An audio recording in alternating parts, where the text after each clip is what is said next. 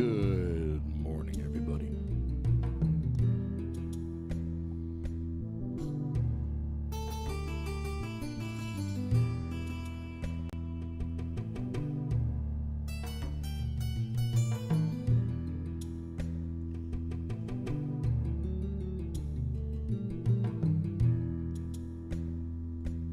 There you are. How's everybody doing today? We're here in Bayonne. We're back in Trenton next week. We're taking another week in Bayonne here. We had a good time last week with Bongholio, Mikey V. But today's K-Bar Dab Day. If you have a K-Bar, get yourself your K-Bar and put a dab on there. There we go.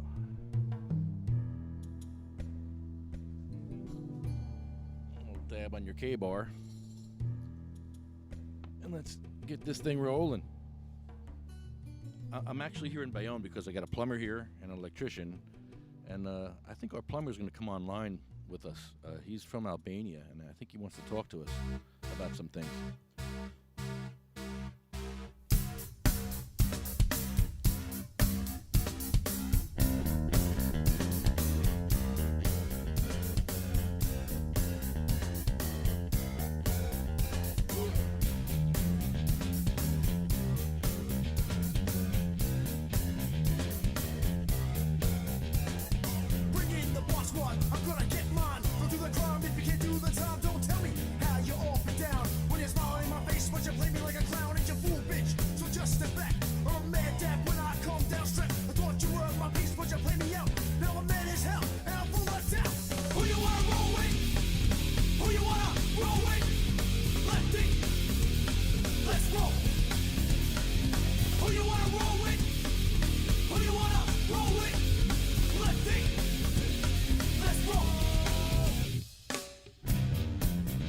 K-Bar Dab, K-Bar Dab, K-Bar Dab.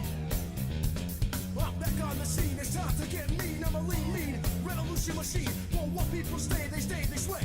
For today is good as any day. Y'all feel slightly dis, let's resist. Raise your fist and pump like this.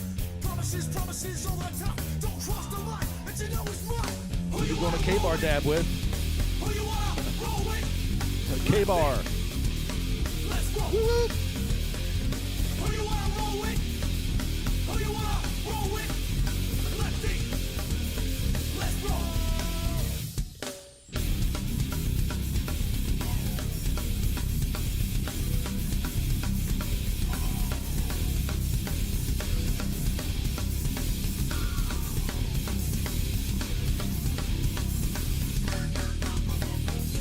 Who you wanna roll with? Who you wanna roll with? U.S. Navy. Let's roll. Who you wanna roll with? Who you wanna roll with? Lefty. Let's roll. Wow.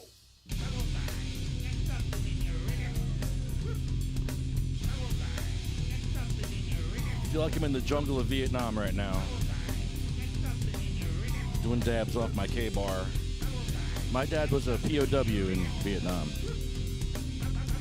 No, he was a POW in an American prison because he was caught selling weed. Daddy. Bad boy. He was being helpful. My dad was being helpful. My dad was being helpful by selling weed in Vietnam. My dad was being helpful. My dad was being helpful. My dad was being helpful by selling weed in Vietnam.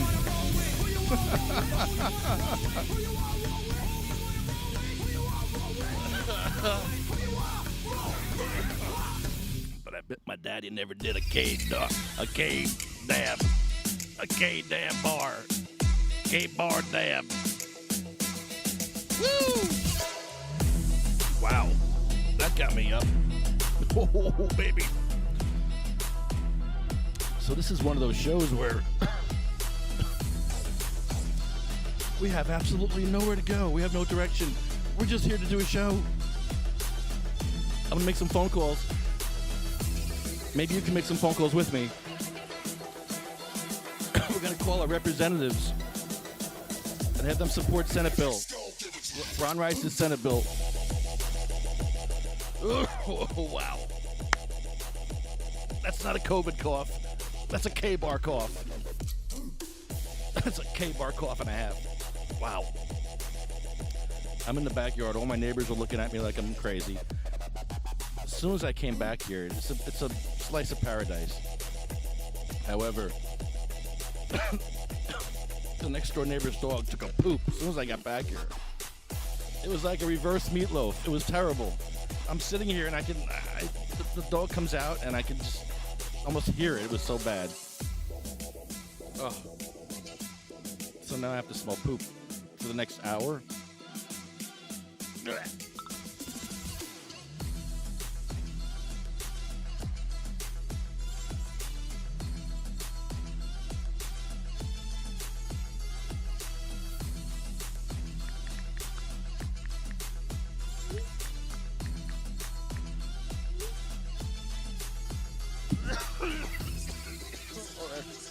That got me. So yeah, my dad was a POW in Vietnam. On the other side. On our side. Makes no sense. A POW in Vietnam. Wow, yes, that's pretty crazy.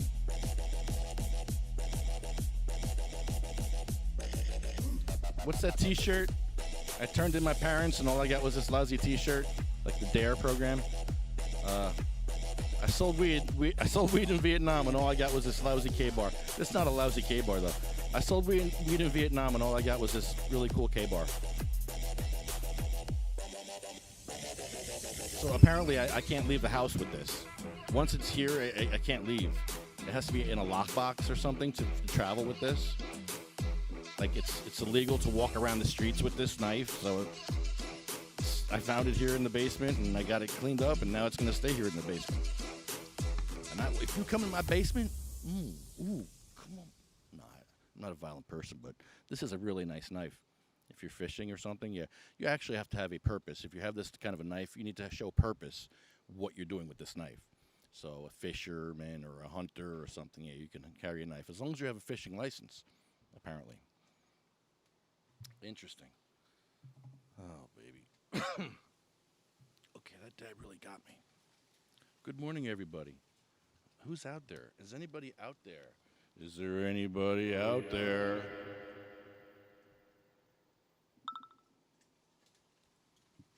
Oh, Hugh. Hugh Giordano's going to give us a call. That's great. Thank you, Hugh. So we're going to call our senators. I'm going to call a few of them. I'm going to call Cody, and I think you should too. You should call them and have them sponsor the bill S2535. You can call Scutari's office. You can call your senator. Anybody who has a senator, call them. If you have a senator, call them up today. We're going to call a few of them. I'm going to call Cody, and who else can I call? Well, we can call Ron Rice's office. He always answers for us. That's pretty cool. We should do that. All right. Let me make a quick call here. Let's see if this goes through. This would be great if this works. I hope this works. Oh, we're not going to have problems with the phones, are we? Hurtful. Come on, work. Is it working? Oh, God, it's not working. Hurtful. I hate when this doesn't work. Bluetooth says it's on. Connected. Shoot.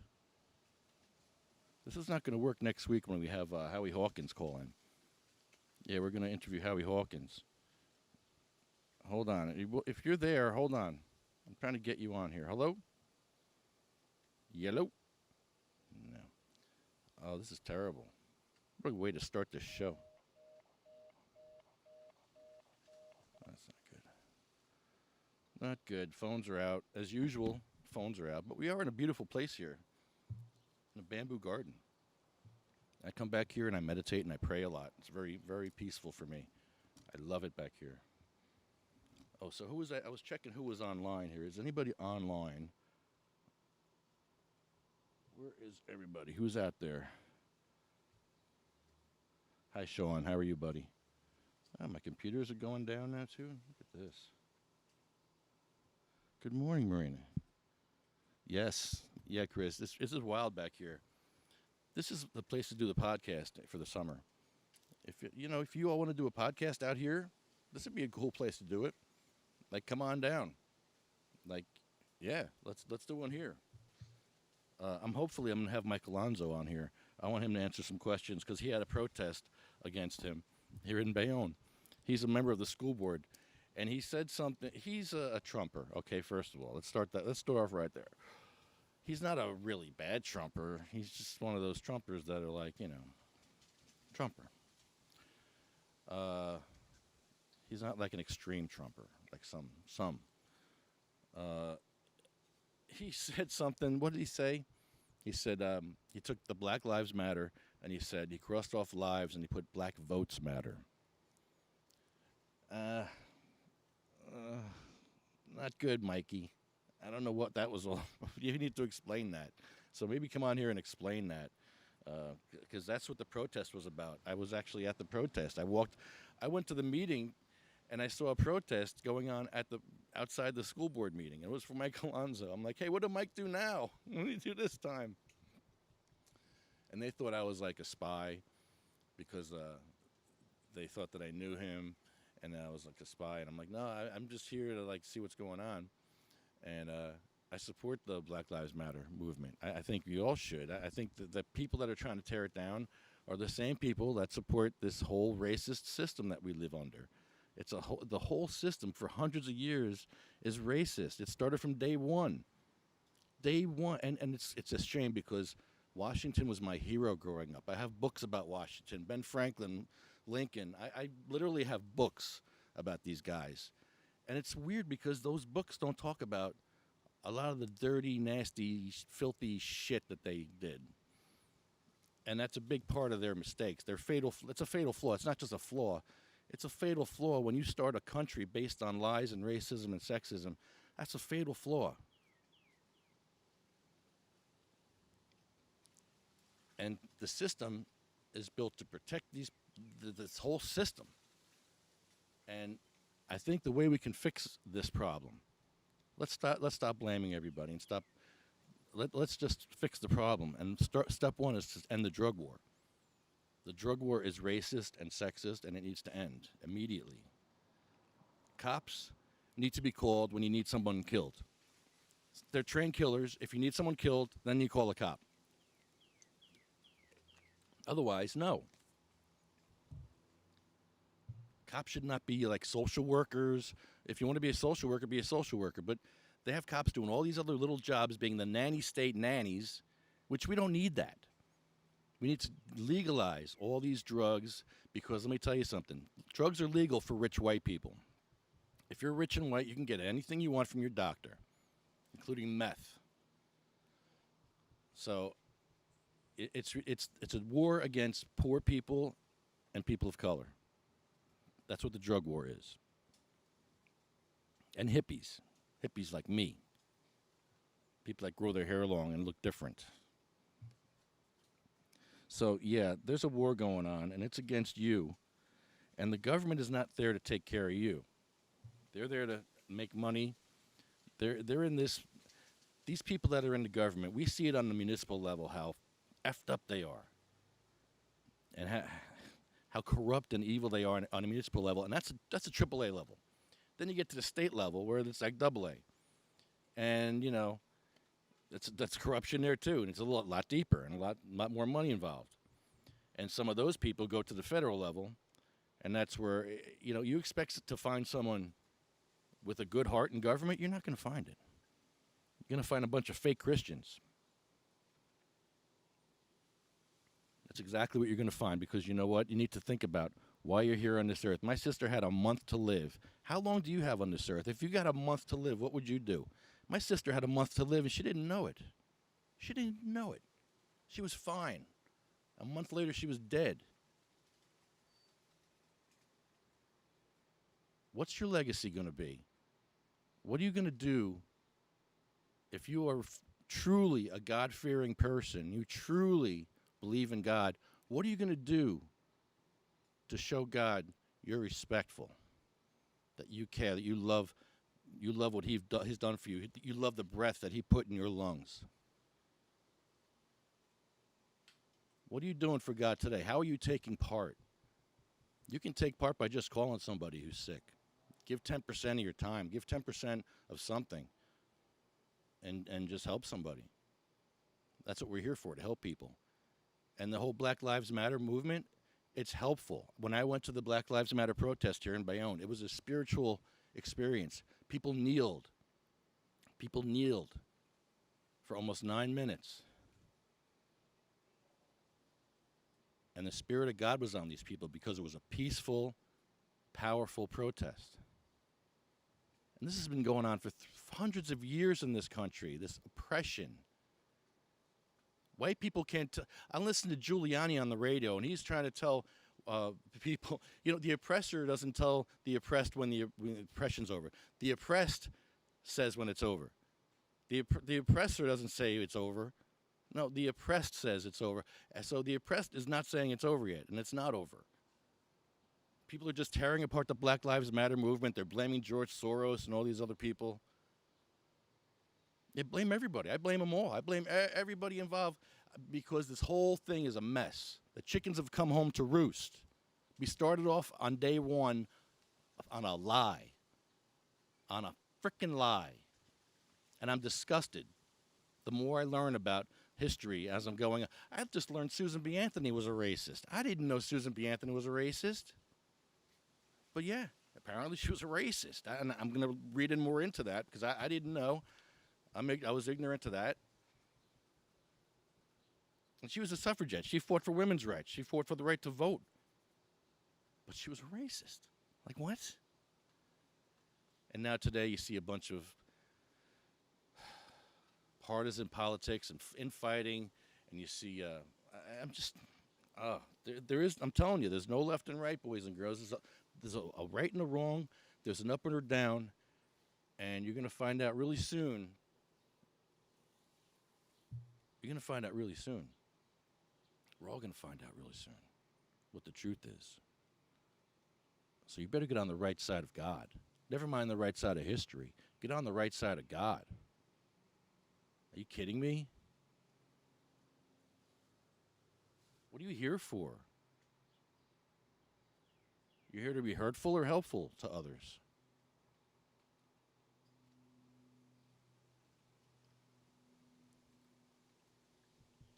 I'm sorry, I'm not even looking at the chat here. Good morning. Yes, Vote Cannabis 2020. Let's get on the subject of cannabis here. We all have to vote Cannabis 2020. Vote yes. You can vote whatever you want, but just vote. Get out there and vote. I suggest you vote yes. I think you should end this drug war. That is the step one to stop this racism and sexism and the police state. The police are militarized. We're treated like an occupied territory, especially black people. Black people are scared. They're absolutely terrified when they see a cop pulling them over. And I don't blame them. Who knows what's going to happen at that point? So, yeah, white people live a different life than people of color. So white people need to stop telling others that the oppression's over. The oppressed has to tell us when the oppression's over, and it's not over. Not by a long shot. Not when the police are fighting, and it's not the police's fault. They're fighting the drug war. They were given this order to fight the drug war, and that's their order, to fight a drug war. And the drug war is racist and sexist in the beginnings. So this is what happens. And you're perpetuating this whole police state.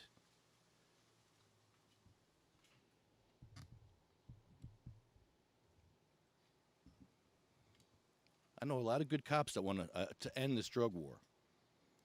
A lot of good cops. And these bad cops are it's in the minority, these bad cops, but they get a lot of attention.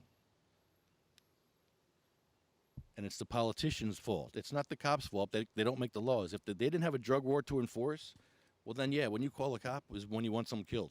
When you see somebody shooting up a building, yeah, then you call a cop and have that guy killed or neutralized, whatever. But this whole thing now, the reason why police are killing people, it's because of the drug war. They're fighting a drug war.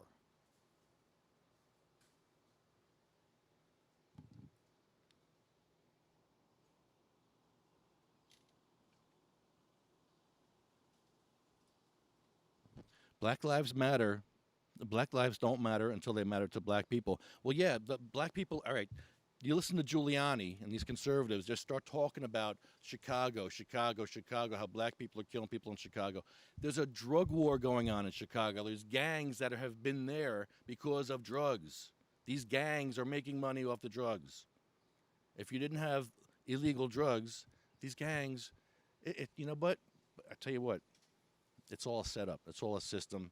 They're all in cahoots, all of them, on a higher level than we can imagine, on a big money level that we can't imagine. We're just pawns in this game. What's that? Okay, hold on one second. We're going to take a quick break. We'll be right back. I got something to show you. You're going to like this. I'm ready for a break. I was ready. So here, check this out. This is pretty cool. This is very topical. Hold on, let me set this up. I'm coming. You want to be on the podcast? Or are you done? You're leaving? Yeah. Oh, okay. Okay, man. Thank you.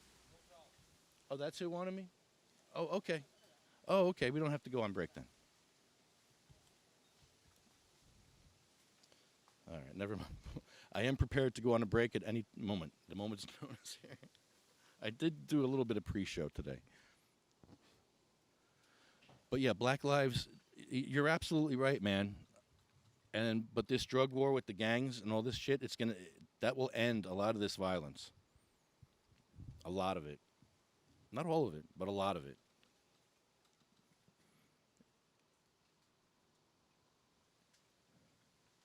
Oops, I lost I want to call Senator Cody. Yes, end the drug war. There is no viable paths, Tony. Tony, there's no options at this point. The drug war has to end. All drugs. Does that mean you can buy crack from a doctor? Freebase cocaine from a doctor? Well, they have shooting galleries in New York. I don't know how that's working out. I assume they're doing all right. I don't know. I'm ignorant to that. I need to find out more about the shooting galleries. Well, that's actually a bad thing to call it, actually, from what I understand. I listen to these conservatives too much. I listen to them because they drive me crazy. I'm like, what are you talking about? Like, Giuliani is talking about race, and Giuliani's talking about, who are you to talk about race in that way to defend all this racism? It's like, wait a minute. You're like the old racist guy defending all these racists, defending the system. And believe me, growing up, I was a huge fan of our forefathers. And they were good as far as doing the revolution and all that stuff, but they really fucked up. It was a fatal flaw. Fatal flaw. You know, how can you sit there and write that piece of paper that's beautiful and turn around and have slaves and have women be subservient? And I know it's a different time, but then why would you write those words? If, you know, words mean something when you form a country based on these words. Life, liberty, pursuit of happiness, all men are created equal. All. Like, hello. So, yeah, they had it wrong from day one. And you people that want to defend all this, read your history, man. We were all lied to. God put us on this earth, and then he flipped the script on us.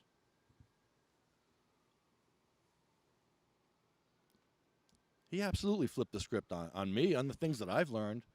I learned that all these people were heroes, and now all of a sudden, they're not. This is what really went on.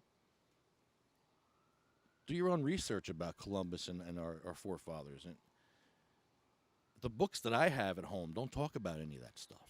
I have books. I could probably find some here. Abraham Lincoln. I had a book on Abraham Lincoln when I was like 10 years old. I loved it. I read it a bunch of times. It's like, wow, this guy's great. But what he did to the Indians, what? Massacred Indians. I know it was different times back then.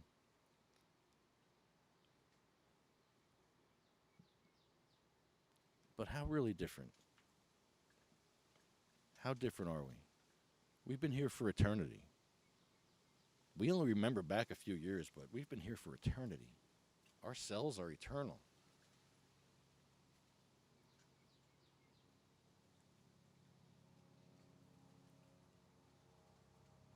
At least billions of years old, right? Since the Big Bang, maybe? Well, the last Big Bang. The last Big Bang that we can remember. And I used to work at the building where they discovered the Big Bang. I used to talk to Bob Wilson. I used to talk to Arnold Penzias. That was a great place to work. Because there was these huge horn antennas on top of the hill, Crawford Hill, where I used to grow pot too. And on top of Crawford Hill, they have these huge horn antennas that went into deep space. And they were just picking up noise.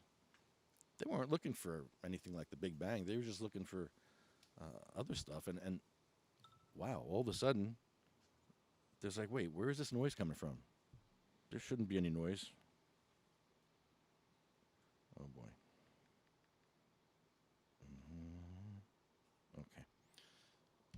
And they detected this noise, and they discovered that noise was residual noise left over from the Big Bang. Because space should not be, it should be zero sound, but there was this noise that they were picking up. So, yeah, these guys, it was pretty cool working there.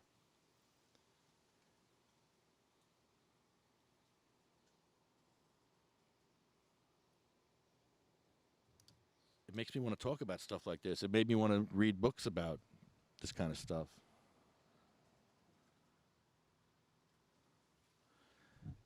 We did learn from alcohol prohibition, Tony. We stopped doing it. We don't do it no more.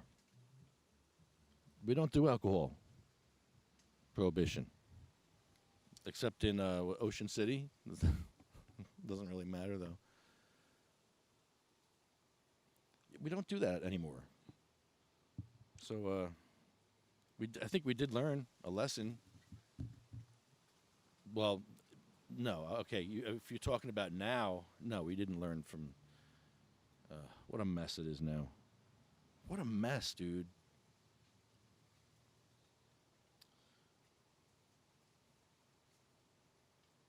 So you just think about how many months you have left on this earth. Don't think about the days and the weeks. Think about the months. 'Cause my sister had a month. What would you do with a month left? Well, I'm trying to live every day like it's my last. I'm trying to do as much as I can in the pain that I'm in. I'm in a lot of pain, man. So here, I'm going to do a K-dab. Would you like to join me for a K-dab? A K-bar dab? K-bar dab? K-bar dab? K-bar dab? Okay. Hi, Sean. Positive vibes to you too, my brother. It's a glorious afternoon. It is a beautiful day. And I'm here in my I don't know what you'd call it, but my first memory of life is like right here in this room over here. And I've spent my childhood in this backyard. So I have a lot of energy back here. I buried a bunch of pets back here years ago. And these huge trees grew from those pets. Not the bamboo, but the other trees that are here. So I come back here and I meditate and I pray, and I get very deep into prayer here. Sometimes I feel like I'm in a tube. I get so deep into that that you get tubular kind of. I love that. It's wild. Just good energy here, I guess, for me, because I've lived here my whole life. And my first memory of life is right here. So I think I'd like to do the podcast out here for the summer. So if you all want to join me here, I just did this spontaneously today because I'm here I'm here with the plumber and the electrician. They're fixing stuff. So I came on for a few minutes. I thought I'd make a phone call or two. And let's see. I don't think that's going to work. Let me call. I knew who to call. Let's see. Nope. Nope. Shoot. Well.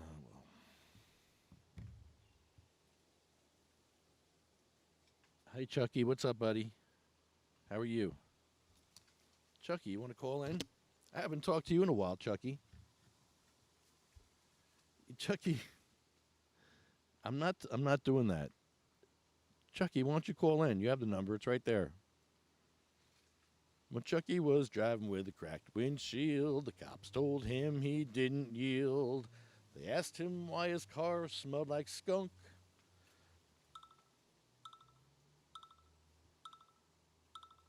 Let's see if this works. Hey, buddy, hold on. Dude, this is the best room in the house. Oh, hold on. I can't hear you now. Hold on. What's that, buddy? I can't. Are you? Hold on. Am I muted? Are you muted? What happened there? I lost you. I can't hear you. Can you hear me now? Now I hear you. I was muted. I don't know who mutes me, but I'm always muted. What's going on, man? How are you? Good. I made a trip to the dispensary and got a little bit of fresh oil for myself, so I'm feeling okay today. I'm just chilling a little bit and trying to get my strength up. So yeah, the boom boom room, the bamboo room. It reminds me of the boom boom room. We used to have a bar where we were in the teens. We used to call it the boom boom room. But the bamboo room, it starts raining there like a half hour after the rain stops, right? That's the way my front yard is with the maple trees. You can sit out there in a rainstorm. You don't get wet. It's great. I love it back here. It's my little power spot, I guess. My good energy spot. You know, I've really. Oh, you're doing a K-bar dab? Here, I'll join you. I got my K-bar. Since I'm in the jungle. Oh yeah. I'm doing K-bar dabs. That cleaned up real nice. Not anymore. It's all covered in oil. Oh man. When the going gets tough, the tough get going. Uh-huh. That's right, man. So are we on the air? Can we curse and stuff? Yeah, you're on the air. You can say whatever you want. Yeah, I don't want to curse. No, I'm trying not to curse today. What are you up there by yourself today with the show? Yeah, well, it's an impromptu show. I wasn't planning on doing this today, but I did. Yeah, that's what I thought. Somebody had mentioned that the next one would have been next week, right? Yeah, I'm in Trenton. At the State House? Yeah, back in Trenton. And you still have your permits for next week too? Yeah. So you're good. Yeah, I miss Trenton. Trenton's fun. Yeah, I'll try to take a drive tomorrow, see how I am. I guess start trying to get out a little more. I gained a little weight, so hopefully I can tolerate a little more traveling. But up until now, man, that radiation stuff, that can really knock you for a loop.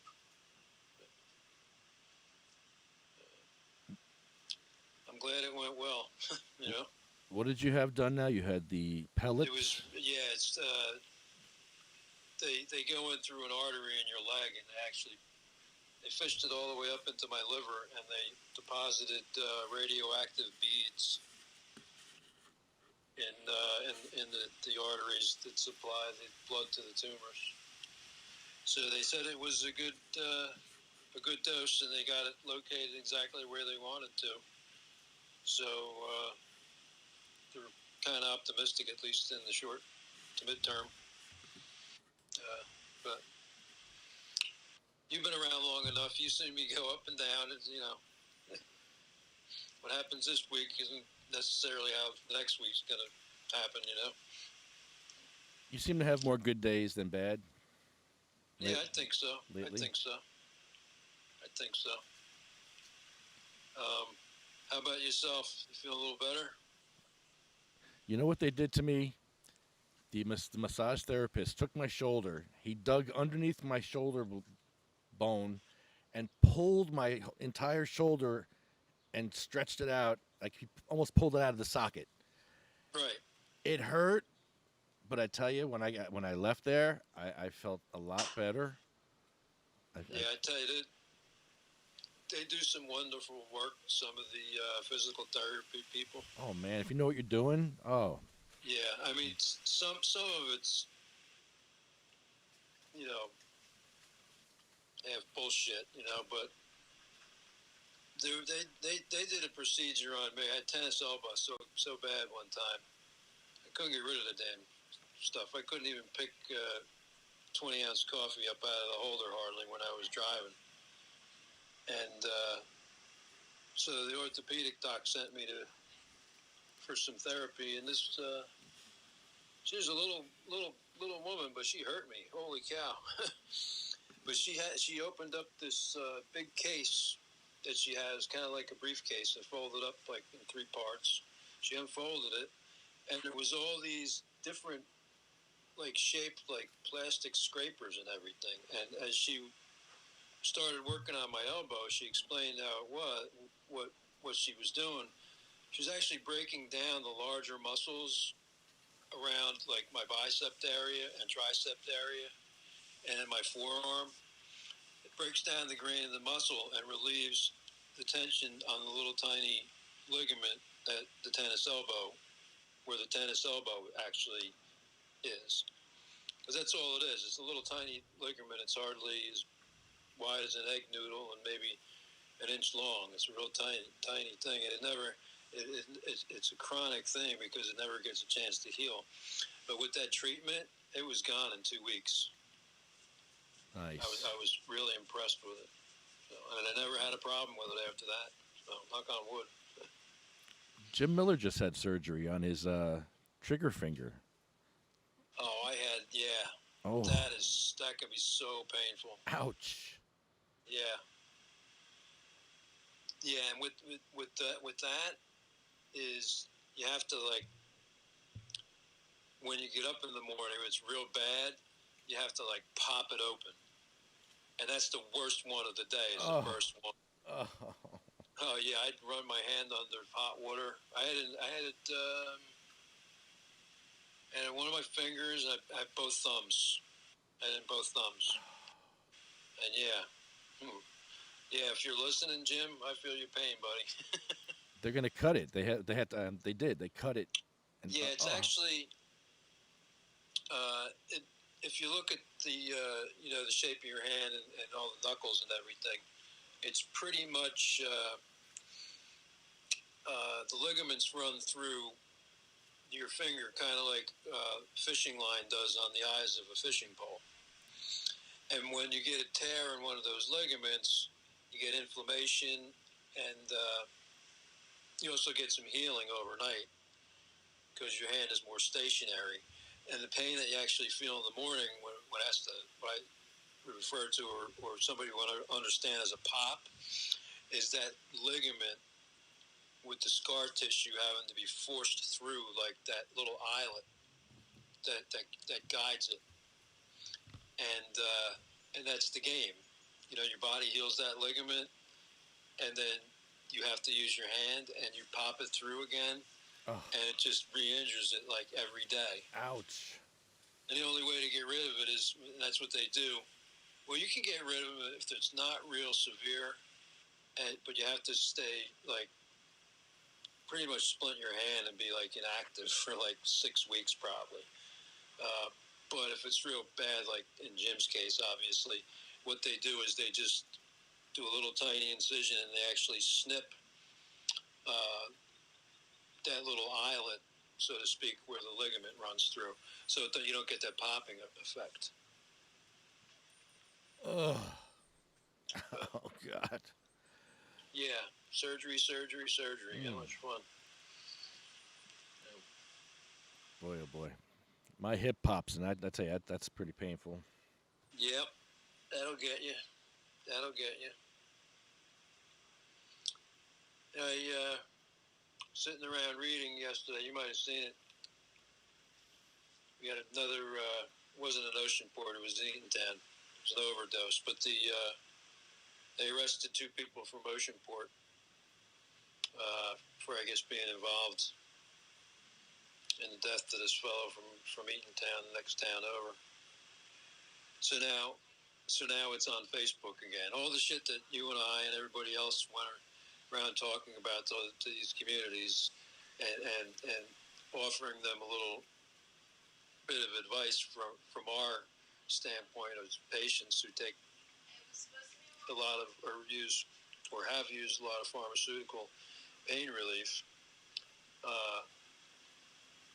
Now they're back looking for answers again. It's like, duh. It's like, I'm not doing this twice.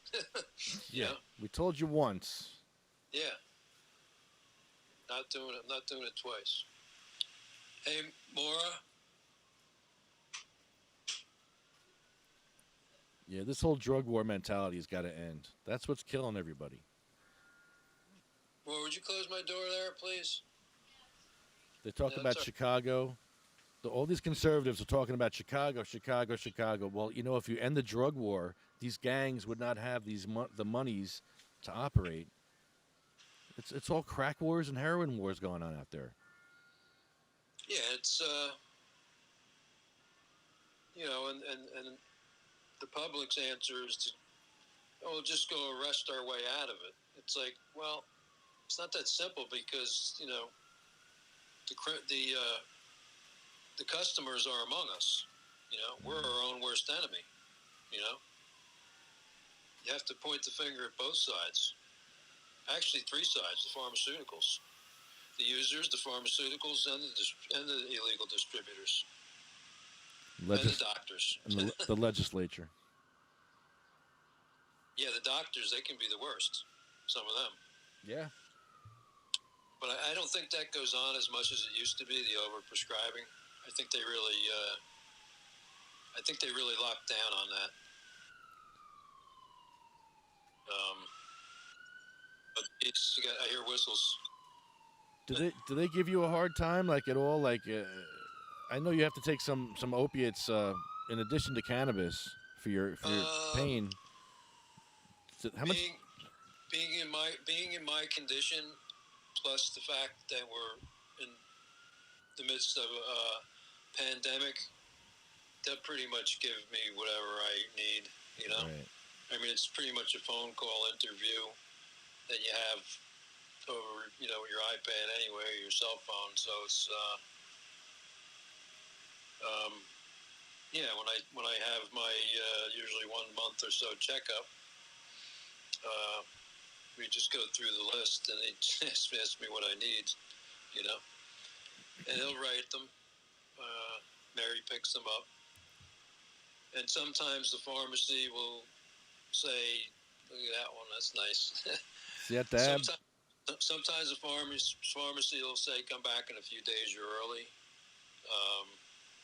Depends on how I'm feeling and how much I go through the medication. Because I use a fentanyl patch for overall pain. Right. From the cancer, and then the breakout pain, I have morphine. So occasionally I'll use up the morphine before the script goes, or before I'm due for a refill. But it's usually only by a day or two that I miss that. because I don't know all the time what the level of pain is. Depends on a whole lot of factors. My diet, physical activity. That's just a couple of them off the top of my head. But from my experience of using these, which I just pretty much started using them in the past 6 months, I don't know, maybe it's because I'm so educated in the pitfalls of this stuff that I'm more aware, maybe would be the word. But I certainly don't feel like an addiction that people talk about. Maybe it's because I use the cannabis at the same time. That could be a factor. But I don't feel what I would describe as an addiction, because some days I'll go without even using the morphine at all. And there'll be times where the fentanyl patch, I just go a day. They last for 3 days, but occasionally I go into the 4th day. I don't even think about it, so I don't put one on. And I don't feel any. Like I said, I don't feel any type of addiction. Like I go, let me go get my patch. It's not that way.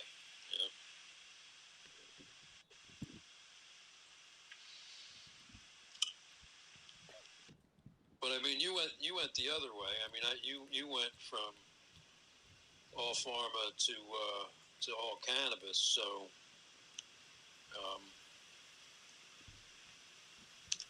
for sure, you'll definitely use less. If you really are backed in the corner, you have to use pharmaceutical. I'm certainly convinced that the cannabis will reduce the amount that you need. So even if cannabis won't handle all your pain, if it's that bad,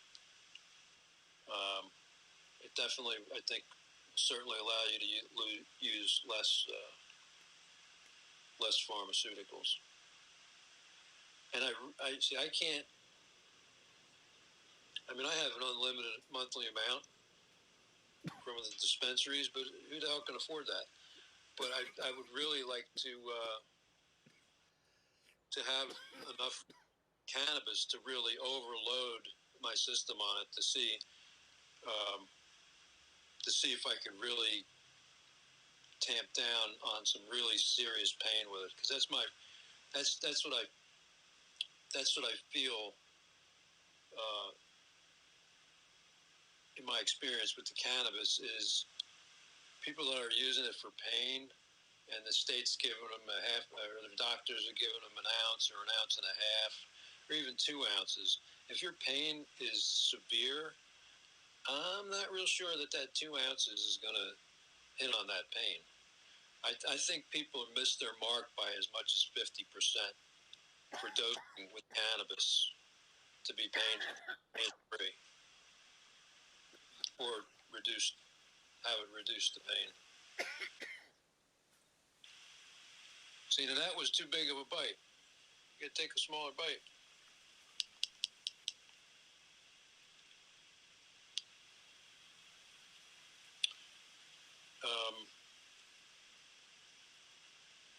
Yeah, talk about smaller bites. That one got me. A friend of mine. That got me good. I had a friend of mine that was having trouble sleeping, and I'm like, here. I gave her a Jolly Rancher. I said, just have this before you go to bed. And the next morning, I got a wow. I'm like, yeah, it's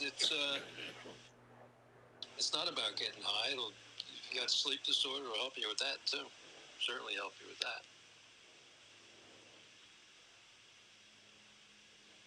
So where's Mikey today? You hadn't been around? No, Mikey's. I think he's shooting guns. Shooting guns, is he? Real guns? Yeah, big Or like guns. paintball guns? Nah, real guns, real bullets. Really? I didn't know he was, does he, well, It's a natural high. yeah, I guess, yeah. Because he never talked about guns. No, he went and he liked it. So it's a new thing then. It was a nice stress release for him. Also, I was gonna go, but I have stuff going on here today. I got a Just plumber. don't. Yeah, I got a plumber. I got an electrician here. Yeah, you got shit to do. You got to get your place rented out. Yeah, but if you ever shoot, just don't forget to put your earplugs in. Because that will, yeah, your ears will be ringing.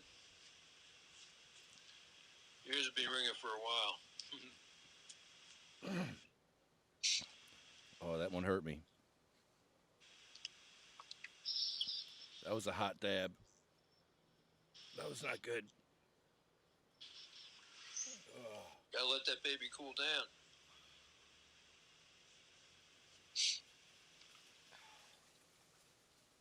Whew.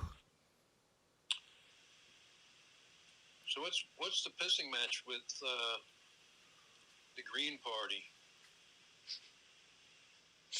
I'm gonna have Howie Hawkins on next week. Yeah, I was reading up on.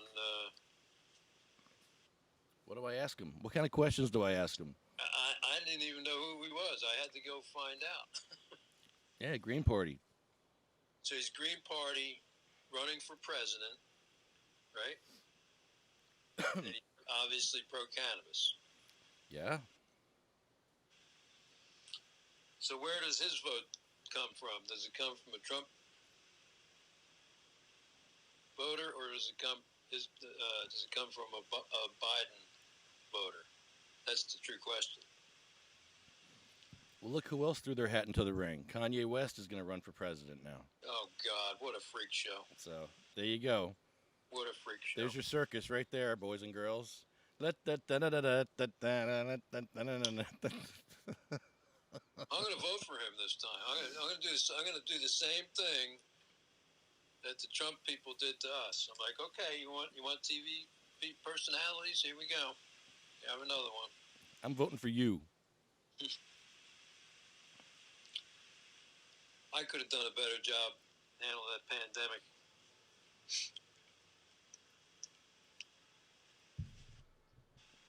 What a mess. We have no leadership. The CDC said that we could pretty much almost kill this pandemic in like 24 days. And he's right. Because if it's a 14-day, it's actually less. If it's a 14-day incubation period, if everybody perfectly quarantined themselves and didn't go near each other for 14 days, the disease would be gone. Or close to gone, right? Yeah, if we all wore masks, it would be like gone, they said. Well, we already did it. I mean, these people that have the this freedom bid and the masks and stuff. It's like, how do you think New York lowered the curve? What was it? A magic wand? Maybe it was the social distancing and the washing of the hands, but you can't say that the masks didn't play a part in it. I mean, all three of those things together works fairly efficiently. But well, we're going to see next. The argument with the kids going back to school, how the kids are going to make out, the kids and the teachers. How do you think it's going to work out? What's that? How do you think it's going to work out? I don't think a kid is going to keep a mask on all day, especially a young kid. I don't.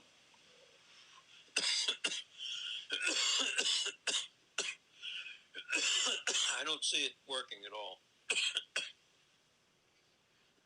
because number one, you have an undetermined amount of kids that are going to be coming back into the classroom because some parents are going to say, you know what, I'm going to homeschool my kids.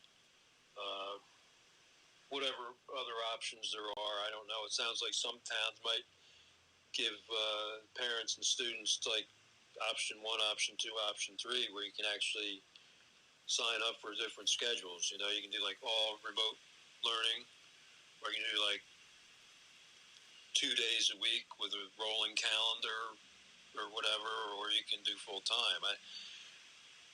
Those are just some of the examples that I saw out there. Different thoughts, some of the different people in education on how to keep the students distance from one another. But yeah, I don't see it going real well. Like you said, the younger ones, um, you know, they say that the younger ones they don't get the response, or their bodies don't respond, or get nearly as sick as an adult would, if at all. In many cases, they may be asymptomatic, but they still, I think, can be carriers of it. You know, so are we going to be doing that? Are we sending the children to school and they're going to be like kind of like the parasites that carry the disease? You know, I don't know.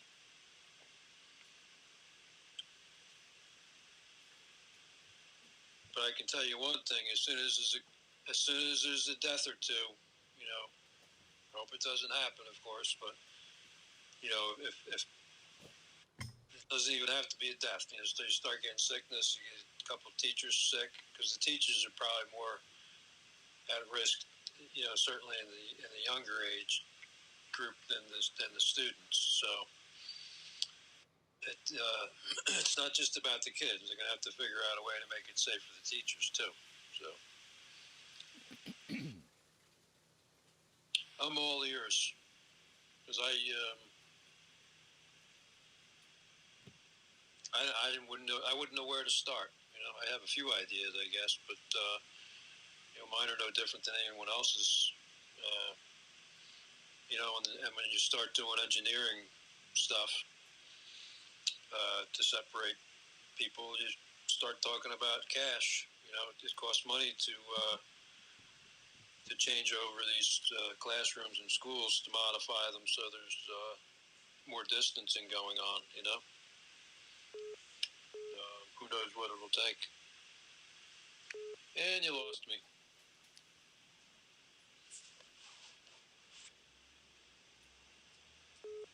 Hold on a minute, Jeff. Yeah, we're paused. Hold on. You're on the air. The mail and have not heard back from you. We are required to give you a final courtesy call to keep your policy from expiring. It will only take a few moments, and I can transfer you to a coverage specialist now to update your file. Please press 1 to be transferred to a coverage specialist. Press 9 to be placed. Hold on, we got a live one here. We got a live one here. Jeff, I'll call you right back. We got a live one.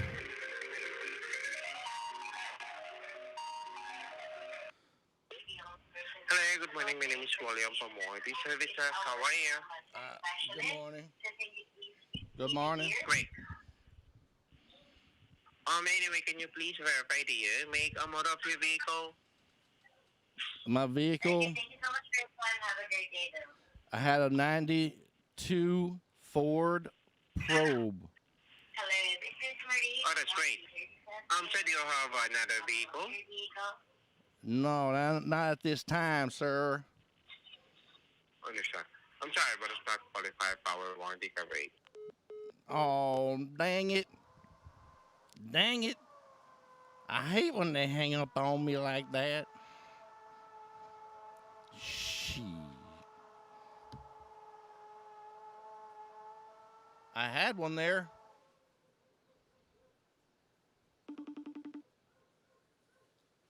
Let's get Jeff back on the phone. I didn't know if that was a hang up or what, so I'm like, let me turn my iPad down. That was my warranty specialist. He said I don't qualify. You're still in Facebook jail, right? No, I'm finally out. You're out? Yeah. That was 30 days? Yeah. Didn't seem like it. Oh, it seemed like more. Jeez. It's terrible. And then you'll get trolled again. Yeah. That stinks. Maybe just like buy one of those drug phones or something that they sell at 7-Eleven and get a new Facebook account and just freeze the old one. Yeah, maybe. Yeah, just start anew. Start fresh. Yep. That's what happened to me. I used up 2 profiles because I kept getting thrown out of town. The residence pages. Yeah, that kind of sucks. Yeah, and it's like, well, Bricktown was out of hand. Everybody was out of hand there. That whole thing was comical. I mean, comical from the standpoint of just antics of a council meeting. They were comical. They were clowns. Mm. The whole thing was a clown show. There you go. It was another circus. That was one of the most entertaining, some of the most entertaining meetings. Oh man, yeah, we were. Yeah, the whole cast of characters with Mayor What's His Face. What he used to do is like 6 o'clock, like town hall meetings on Facebook. And he had to cherry pick through the questions that were popping up because they were so bad. But is he still in office? He's got to be, right? Yeah, he's the same guy who did the coin flip, right? Did the coin flip to find a vendor. Heads, it's this vendor. Tails, it's that vendor. And they did the coin flip, and only 2 people saw the coin after it flipped. And that was at one of the meetings we were at? Yes. I never seen nothing like it in my life. I don't remember that. Mikey remembers it. Was that the meeting that Mayor Reed was at? I don't know. He was pretty funny when he went down there. And he did his whole, the neighborhood and the kids' safety and the kids' thing, and then, and the Colorado, what is that study? Department of Transportation Safety study from Colorado. They have all these. It's like a tool shed. They just grab whatever they need. It's like a pegboard. Yeah, let's go to the driving. let's go to the effect on developing brains in children. Crime in the neighborhood. Yeah, gateway drug. Oh, I love that one. That's my favorite. It's a gateway drug. What about the children? The children. I like that one too. That's a good one. It sounds like Wildwood is going to have a little debate on cannabis. Did you read up on that? Yeah, what's going on there? A lot of potheads down in Wildwood, I see. Yeah, Hugh Giordano actually. Hugh contacted me, told me what was going down, that they were having this big to-do because of the skunky smell on the boardwalk that the people were complaining, and then the mayor got involved, and the mayor had something to say, and then the police, the response is that they're going to put canine units on the boardwalk and stuff, so I'm like, well, that's real nice, I mean, you and I we were at the meeting in Sussex County, was it? Remember they bought in the 2 canine dogs with the state police? Oh, man. But, yeah, I don't want to go to Wildwood and go on the boardwalk and having having a canine dog sniffing my crotch because I got pot in my pocket, you know? It's kind of like intrusive almost. So I called the police yesterday. So, and you know, it's the same shit. You got to go down off the boardwalk onto the sidewalk and do your thing, and then you go back on the boardwalk. Just like Seaside, just like any of the other ones. And I asked him, is there designated smoking areas, even for tobacco? He's like, no, you just step off the sidewalk. The people that smoke kind of just make their own little spot there, you know. I said, yeah. I said, I'm gonna have to come down and talk to your counsel because, you know, for us, if one of the patients, if a patient wants to come down and enjoy the boardwalk, you know, and needs some pain relief, he has to go. Number one, get off the boardwalk somehow, find a ramp if they're in a wheelchair, and then we're mixed in with people that are smoking cigarettes, and that's not what we want. We want to be separate from them. And I said, what we advocate for is safe zones that are marked with green crosses, and they're only for medical patients.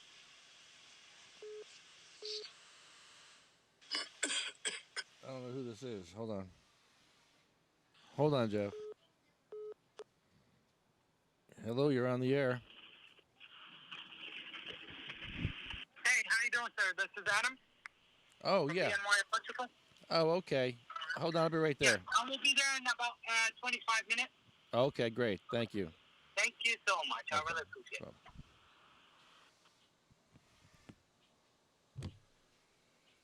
Oh, sorry, Jeff. Sorry, Jeff. That was my electrician. I got my plumber here, too. Hold on. I got to go see what's going on with the plumber. I hear a lot of drilling. I don't know if you can hear the drilling. That's drilling. That's some drilling. I got to see what's going on inside. So hang on. I'm going to play something for you. You're going to really like this a lot. This is great. I'm ready for a break. I was ready for this one. Then sang Moses and the children of Israel this song unto the Lord. COVID-19, COVID-19, COVID-19, COVID-19. I blow the wind of God from the state of Washington to the state of Maine to Brownsville, Texas, and the tip of Florida. Today, we speak to this atmosphere. Today, burn this thing. This virus hates heat. You just burn this thing. Burn, burn. I call for a supernatural heat wave straight out of hell. Burn, burn. COVID-19, COVID-19, COVID-19, COVID-19. I blow the wind of God. You don't do it. You don't do it. You don't do it. You get out of here now. Burn. You don't do it. You don't do it. You don't do it. You get out of here. Burn this thing. COVID-19. COVID-19. COVID-19. COVID-19. I blow the wind of God. You are destroyed forever, and you'll never be back. What the fuck, bro?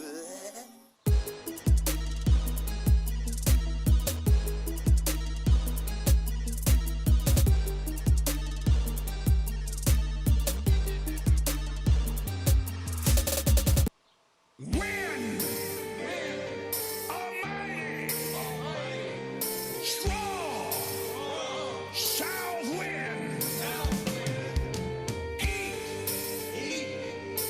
burn this thing, in the name of Jesus, in the name of Jesus. COVID-19, COVID-19, COVID-19, COVID-19, COVID-19, COVID-19.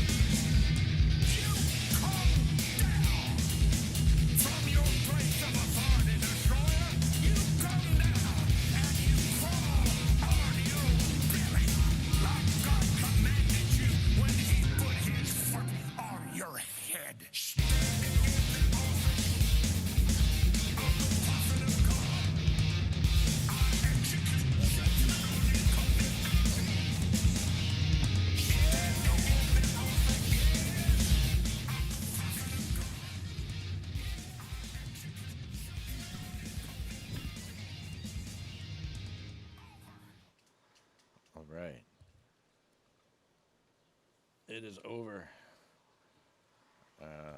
Hold on, I gotta switch this over myself here.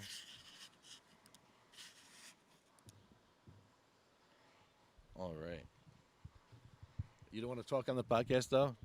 Okay. My plumber friend from Albania is here, but he doesn't want to come on the podcast. But I can't imagine what goes on over there. The must have some wild parties in Albania, I bet. Yeah, man. But he just came out here. He looked at the bamboo. He's like, "Oh my goodness!" So it's cool. It's like you don't feel like you're in Bayonne here. You feel like you're somewhere else. You feel like I feel like I'm in the jungle. And last year, a couple of years ago, she cut down all that bamboo over there, and I had to grow it back. It was a lot thicker against the. There was a wall of it. It was beautiful. It was this thick. It was beautiful. So like some of that are this thick. Hold on. Oh my goodness. Oh. Hello, you're on the air. Hey, Lefty, how you doing, man? Can you hear me okay? Hi, Hugh. How are you, buddy? Good. How about yourself? Good, dude. Good. I'm trying to fix your logo here. I got your logo up here. Thank you. Yeah. And everything's going Happy well. to be a sponsor of your show, man. We, you do good work, especially for the patients and the working class patients at that. You speak for a lot of good people, and you speak for the working class. So happy to be a sponsor of your show, man. You too, brother. Thank you. I don't have a picture of you, Hugh. I don't know okay. why. That's okay. I don't need that. That's all right. I know. Maybe some other time. I have a picture of everybody, but I have your logo, which is the UFCW Local 152. This is Hugh's logo right here, Union Grown. Yes. I don't know. I know people that are very active on your site probably already know, but for folks that don't know, we've been busy, especially in Massachusetts. NETA has organized and joined the UFCW. The workers came together, and Mayflower Medicinals, which is owned by MPX Iantis, which won a license here in New Jersey, in Atlantic City and Pleasantville. They also organized up in Massachusetts. Cresco Labs in Illinois organized. So there's a lot going on. Workers are dealing with this pandemic on the front lines. Not just cannabis workers, but, as you talk about and I know other people talk about, we represent the Acme workers and the ShopRite workers as well. The UFCW represents a wide array of workers, right? How about plumbers? Hugh, you got any plumbers? So in our union, we have like mechanics and stuff that work in the factories, but we can represent plumbers too. The good thing about the UFCW is that since we are a very diverse union, we won't organize anybody. Our belief is if you work and you have a boss and you want a good paycheck, then you need to be UFCW. That's how we do. Or join a union, period, right? So, Amy, hear that? But you hear that? So. Oh yeah, it's everybody give me a call. Yeah, you're not union, are you? Yeah, you can get unionized. You can join his union, get you in the union. Yeah, talk to Hugh. Hugh Giordano from the UFCW. They have mechanics, plumbers. So you just pay dues, but you get better wages, better benefits. You get you're part of a union. I was a union for 16 years. I was in the CWA. I love unions. Yeah, I was union, and then I became management after that. But then I got disabled because I fell. I hurt myself. Hugh. Oh my goodness, we lost Hugh. What happened? Hugh, what happened, man? I have no idea. I'm just sitting here, so I'm parked. I guess what I was saying was a lot of people, when you see these Facebook sites, you'll see like this page that has like 3 million followers, right? And they'll post something silly like, would you quit your job tomorrow to work in the cannabis industry? And all these people go, in a second, in a heartbeat. They think that, you're back there playing with cannabis all day, smoking and lollygagging, and you're getting paid all this money. these workers are getting paid minimum wage, no benefits, and are working in hazardous conditions. They're the ones when the management and the uppers, they tell them to keep their mouth shut or they're fired. And that's what workers are sick of. So these workers, this is why I've been advocating alongside with you, because I've been saying it from day one, and I'll continue to say it because I believe it. Workers and patients have to come together, because the same things that affect the patients affect the workers and vice versa, right? You don't want to smoke and medicate and ingest moldy, buggy material, and the workers don't want to produce that. But the big guys up top, not everyone, but there's been cases now where they don't care, and they're there to make money. And they can, and all the things that we've been talking about, right? Yep. Even though we had disagreements on the bill, as far as, I know there's different sectors of the activist groups that are, for yes and for no. At the end of the day, we all do have an issue with big cannabis. We have an issue with what it will do to communities, people of color, the working class, patients, and all those that are involved, that really matter, right? And so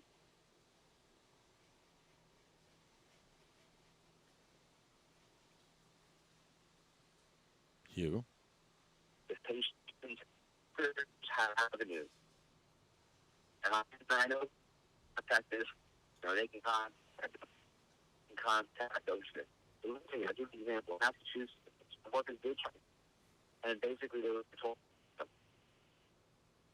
So whatever avenues are these for workers, but to join the have someone go out there and have a microphone and blast these companies back in the right. Because you have to understand, if they're not treating the workers right, do you think they really care about you as a patient? The answer is no. They don't really, no. So, there's a lot going on right now. And the COVID stuff on top. When a lot of these big cannabis, these are colors, what they're about, it's showing what they're after. Something like that, it's workers to play medical cannabis Vegas. Let me buy a bunch of licenses. Let me see if I can get it to sell for 3 years from now. I'm taking it out, right? So it is. They're playing it like Wall Street, because Wall Street people that own the cannabis company. Look at all the board directors for all these big companies. All from the banking sector. They're all from the real. They're not low. So it's a game to them. It's who they are. I think we need to have one like coalition. Yeah, we're losing you, Hugh. You can't hear me? Can you hear me? We're starting to lose you a little bit there, buddy. How are you? That's better. Yeah, I'm not sure if you want me to on my phone. Yeah, I'm starting to lose you there. How's Unless it's just me being really stoned, but I think I think we got a bad connection a little bit. you know what? I'll call back. Because I can't really understand you. You're a little. Okay. I'll call back. Yeah.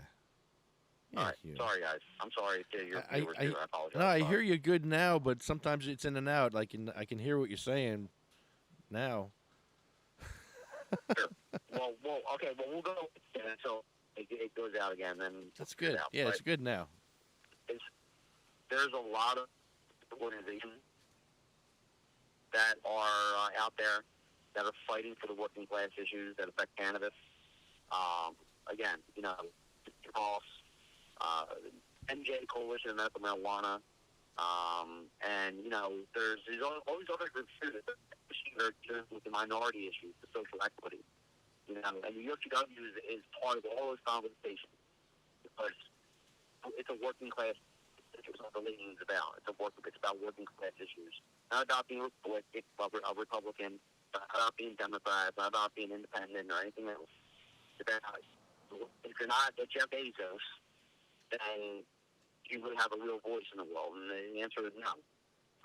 So it's groups that are coming together, that are stepping up to the plate, and fighting for the issues that affect patients, and are fighting for the issues that affect the workers, that provide the quality medicine to the patient. So we need all these marketing stuff. Hugh, how do you feel about Howie Hawkins? So, well, I tell you, Howie Hawkins, I don't know him like we personally like that. And when I was younger, I was 24, and I'm originally from Philadelphia. I ran office for state representative when I was 24 years old. And at the time, I had the record for the highest vote turnout. I got almost 20% of the vote in a three-way race against the Democrat and a Republican. And most of the times, independents only get 2%, 3%, But lately, those things have been changing. I'm so glad about that. This has been part of that. I'm for that. I know he's well liked in the party. I know you were saying something earlier on the show about drama. I don't really go into the drama. I look at people's platforms and I see how they run their campaign. That stuff is always noise to me. But as far as cannabis goes, I know he's pro-cannabis. I can tell you that. And I know he's pro-union, too. So there's two checks on my list. Right? So, and I know a lot of people go, well, why would you vote for a third party? You have to vote one that makes who can win. Well, that's why they continue to win, right? Like any party all the time, but you get this message. Getting elected is that stuff, and that can be a win too.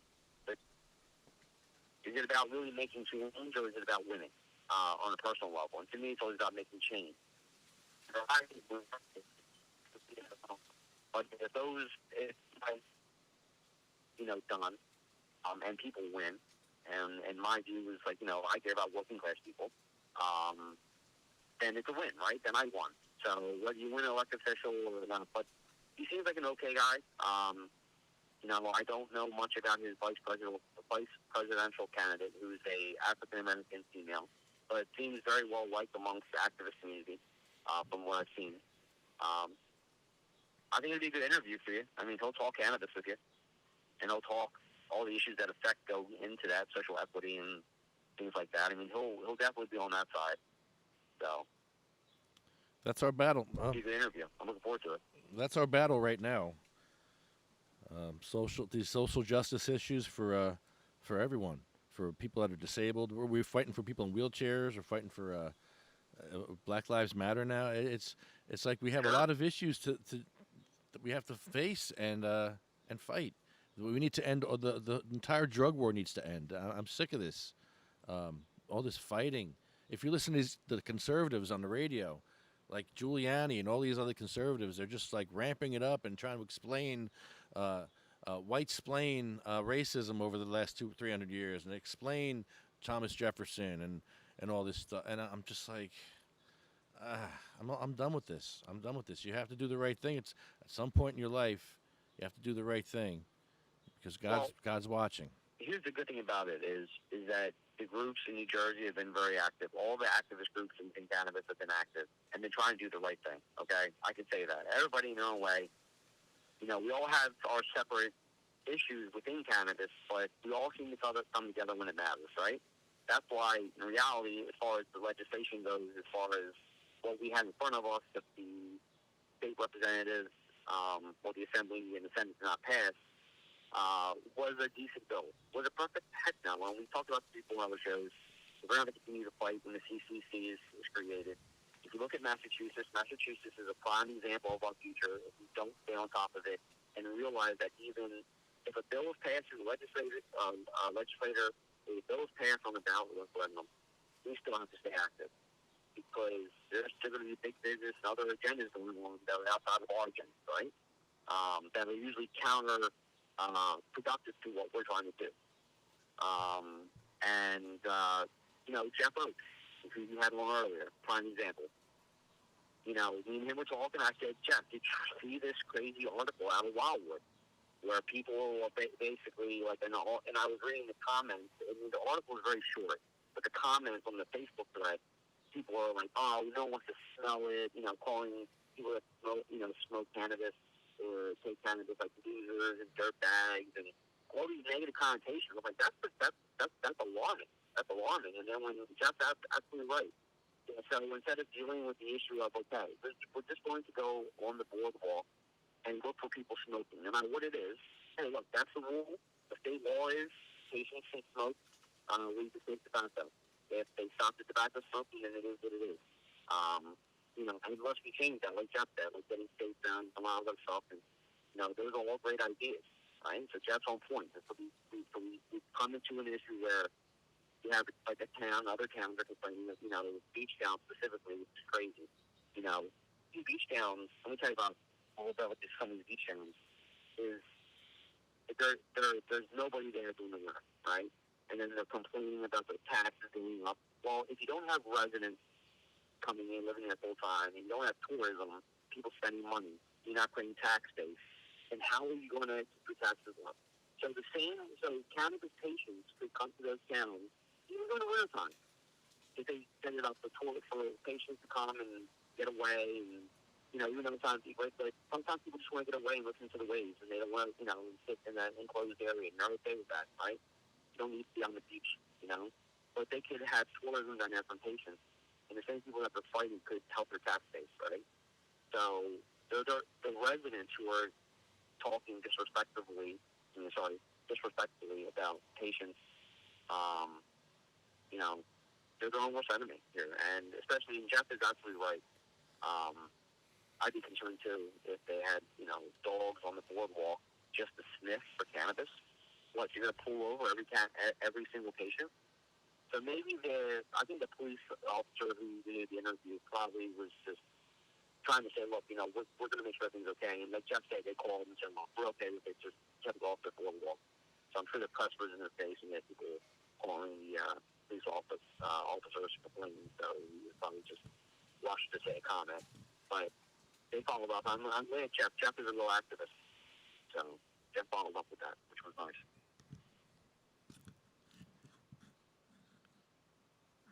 Hugh, you have a few minutes. I'm gonna end the show with you because I have to do something with the electrician in about 2 minutes.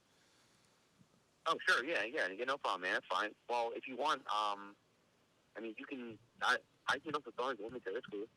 I just wanted to call in. That's all. Yeah, this is the list. Well, I want to thank CMMNJ. I want to thank UFCW Local 152. You guys are the best. You've been supporting us for a couple of years now, and hold on, where's my list here? All right, I'm not ready. I never called Cody either, but I gotta go. I gotta run. But if you're at home, call Cody. Call your senator, and have them sponsor. Make sure your senator sponsors Bill S2535, the decrim bill.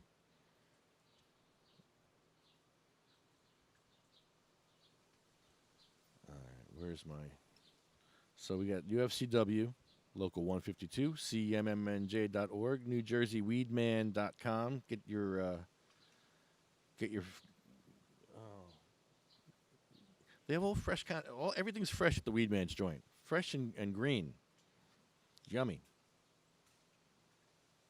I love it. I go there after every Thursday's podcast. I go there.